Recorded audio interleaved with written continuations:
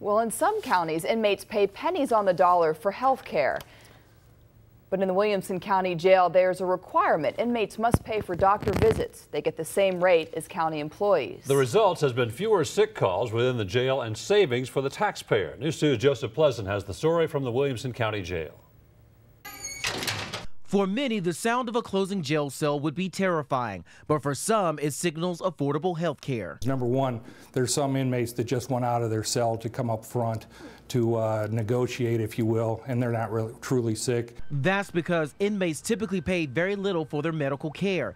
In Davidson County, for example, inmates pay $3 for a medical visit. That includes one prescription.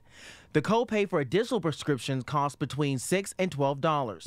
And Rutherford County medical visits cost $5, and prescriptions cost between $2.25 and $5.50. Here inside the Williamson County Jail, the copay to see medical staff and to have a prescription filled hadn't changed since 1996. It was just $5 to see medical staff and to have a prescription filled. Well, that just cost $1.50. Everything we do, we want to keep up to date. So I talked with one of the commissioners and we brought it to their attention. Late last year, Williamson County changed its copay rates. Now inmates pay $25 for a medical visit and $10 for a prescription. It's a check and balance system.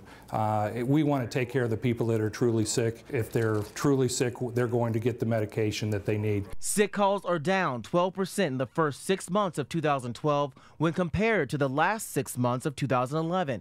That's saving taxpayers money. Number two is to make sure we're seeing the people that we need to see, because even if they're indigent or cannot pay, they're still going to be seen. Jail officials are tracking the results of the policy change. Captain Mike Dobbins expects to continue to see a savings month after month when compared to last year. In Williamson County, Joseph Pleasant, Nashville's News 2. The jail takes the copay from inmates' commissary account. That's where inmates deposit money in order to make purchases while in jail.